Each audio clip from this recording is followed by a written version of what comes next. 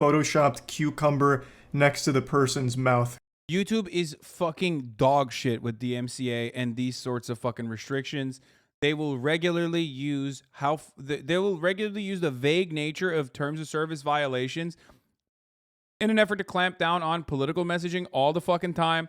Famously, if you remember, the video that I had, where what was I talking about?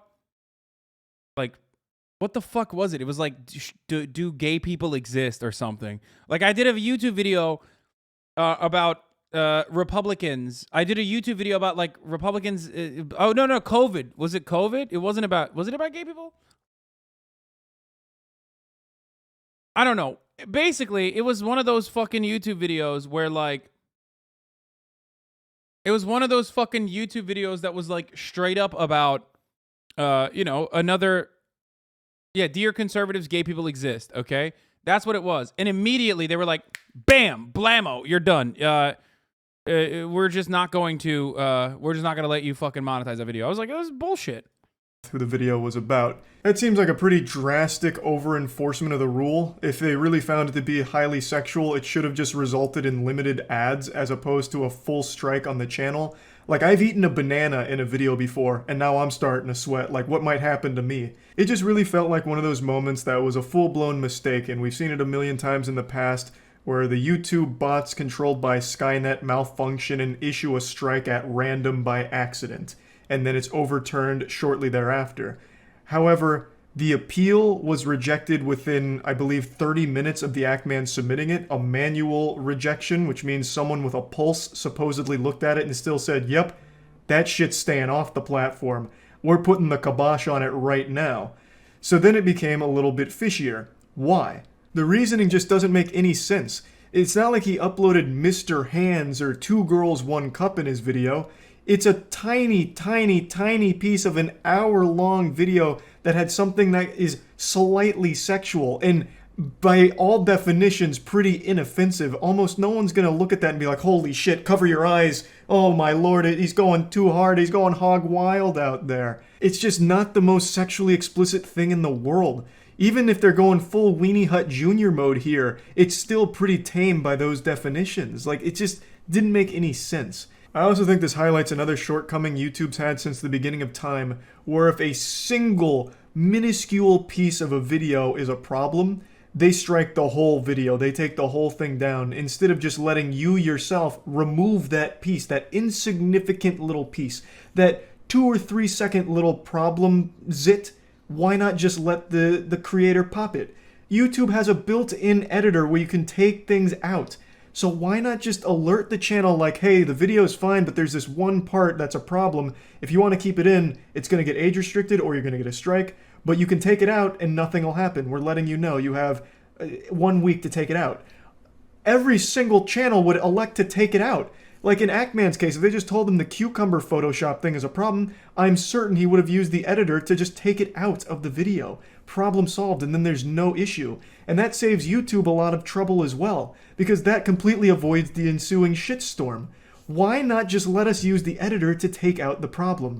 It's something that I also pitched to Susan, the CEO of YouTube, when I talked to her. Damn, motherfucker knows Susan on a first name basis. Flex, dude. Fucking flex, king. Absolute flexer, bro. Are you joking? I pitched this to Susan, who I'm best friends with. She thought it was a great idea, as did the policy head. That was 2 years ago. When is it coming? But anyway, in his anger, he turned to the dark side and committed the sin that every YouTuber is guilty of. He went to Twitter to start a shitstorm, to finally force a real answer out of YouTube, to finally get an actual response and real action from the company. But unfortunately for Ackman, he ended up with YouTube's cucumber in his mouth. They responded to this by age-restricting 2 videos of his that were completely unrelated, and then just hitting the speedrun any % record for appeal rejections by slapping it down in 30 minutes. So, needless to say, the Twitter action wasn't super effective for Ackman, but this was only the beginning. Because as of 2 hours ago, YouTube wasn't done huffing and puffing. They blew his whole house down. They demonetized Actman's entire This channel, makes no sense. leaving him ineligible for future monetization. This is essentially being fired from his job, all without ever getting a single explanation as to why. It just happened. So this seems like a complete failure on YouTube's part here, and everything that resulted after the initial strike was done in pure pettiness. There's one more thing I'd like to talk about, and it's a little unrelated to the exact Actman situation, but it has to do with the way YouTubers get YouTube's attention directly. As you've noticed throughout the entire history of YouTube, every time there's a problem, people go to Twitter to talk about it, and vent about it, and tag YouTube in it. And the reason for that is because for most channels, that's the only means of getting a response from the company. 100%. 1,000,000%. Even if you have a YouTube partner, like I have a YouTube account manager, you know what I mean? Half the time, actually, to be fair, my YouTube account manager is pretty nice. I'm not going to shit on him. Never mind. I take it back. I was about to say half the time it's like easier to get fucking answers directly and like push YouTube by like, whipping up people. But I do have a nice account manager. But like JCS also has problems with YouTube as well. I don't even think he has an account manager. It's fucked up. It's fucked up though. Do you know how fucking pathetic that is? To have people like Actman, who are essentially employees, having to go on Twitter and publicly whine about their boss? That's so demoralizing. Having to grovel at their feet, cry and beg for just a little scrap of information as to what's going on, and if they can... Actman is the same guy who was tweeting stuff like, what's the big deal, guys? What about BLM in the summer riots while the Capitol was being stormed on January 6th? So it's almost like karma. Okay, so here's the thing. I don't think this Actman dude is a good guy. Okay? It seems like he's not a good guy. Except it doesn't really matter because you can still be fucked over, okay, by YouTube as a content creator. Regardless of how reactionary your perspective is, especially if your reactionary point of view is not necessarily the main focus of your content, and your reactionary point of view is not like Steven Crowder. Okay? Why? Because if someone has like fucking idiotic baboon-like reactionary fucking takes, but their content in and of itself is not about that at all, even if he's not a fucking good guy, ultimately he should still get a fair shake under the YouTube structure, especially if he's not fucking making agitprop. Like if he's making fucking Nazi videos or whatever, or if he's like a conservative shithead who's like making fucking YouTube videos about like how I don't know, making YouTube videos about how fucking gay people shouldn't exist or whatever the fuck, then yeah, if YouTube claps down on that, I'm not going to be like, wow, that's terrible. I can't believe YouTube is doing that. There's a terms of service for a fucking reason. But this is not about that. This is actually about someone who is making content under the YouTube banner, getting fucked over by YouTube for unrelated shit when he's not even in a fucking violation of the terms of service. Okay? Like, who gives a fuck if you don't like his personal politics? Like, I don't like his personal politics. Fuck him. Okay? There you go. But it's a cancel culture world now. Man, shut the fuck up.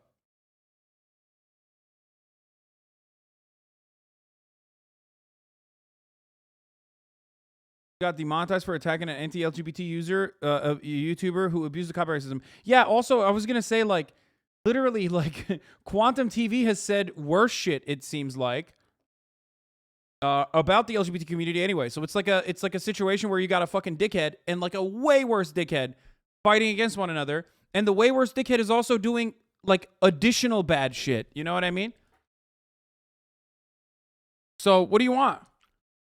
It's not cancellation either. It's like someone being able to fucking willy-nilly abuse copyright restrictions.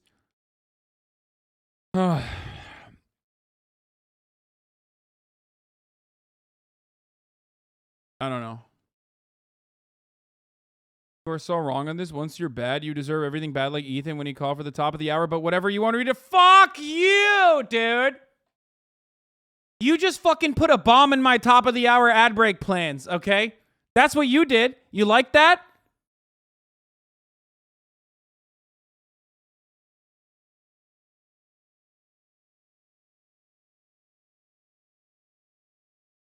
Fuck you, dude. Fuck you. At the top of the hour, there's a 60-second ad break, okay? I feel like that's really fucked up. I feel like you shouldn't be able to do that. That's the third time today. This is unacceptable and inappropriate, okay? Completely unacceptable and completely inappropriate. Thank you, Brown Boy Wonder. What the fuck? Thank you, Dara. 006 for the 5 gifted. Motorface for the 5 gifted. One Anomaly 1 for the 5 gifted. If you ever wanted to feel like the top of the hour ad break is no longer left up to the streamer, but instead the chatter, well, look no further than the top of the hour ad break at 6 p.m. and 11 a.m. and 12 p.m. on the Hasanabe broadcast. It'll make you feel like a big badass when you debate the streamer and make him read your stupid fucking dumb take, while simultaneously getting him to finally read that the top of the hour is upon us. Thank you, Nitro King, for the 50 gifted subs, and thank you, Northbound Train, for the 5 gifted subs. God damn. But truly, in order to feel exactly like you're clapping your sweet summer cousin's ass cheeks in the back of a Ford F-150 pickup truck bed, all you need to do is avoid the top of the hour ad break by subscribing. That's right, you can do that for $5 or for free with a Twitch Prime by connecting your Amazon Prime account or your cousin's Amazon Prime account after you're done having sexual intercourse with her in the back of your Ford F-150 pickup truck bed. And then connecting that Amazon Prime account to your Twitch account to get 1 free Prime subscription a month. Or by getting gifted subs from the likes of Kami Cool, who just gifted 20, or Rendoa, or the Jez, who just gifted 5, or D-Pipes with another 5, or Northbound Train with another 5, or the Nitro King with 50. But of course, if you haven't gotten a million of the gifted subs that just passed through, you're probably never gonna get it, so you make your own goddamn luck. Here's the 1 minute ad break now. Thank you, Bagels and Locks, or Bagels and Loaded Locks. Thank you for the 5 gifted subs. Lend a little hand to fix a problem. That is just the worst system of all time. But that's the only way most YouTubers have any access to the company, and it seems to be the only efficient way of getting things solved. And I'm guilty of doing it too. I've gone on Twitter to take a fat dump Baruski on YouTube for something they fucked up on, because I try every... He has issues, but I think he's better than some people are saying. I don't know. If they haven't already, I think BLM needs to unify as an organization, establish clear goals, motives, and outline methods for achieving them. You have to play the system to change the system, and it would be tragic if most of this turned out to be just noise. We need a game plan. What I'm most concerned about with the protests are goals. What actual change are we trying to achieve? What is the mission statement? What laws are we trying to implement? Who is leading this? Someone needs to step up and be the MLK of this generation. I mean, yeah, he just seems like a... I don't know. I mean, he just seems like a Norman. He doesn't seem like that much of a fucking asshole, but who knows?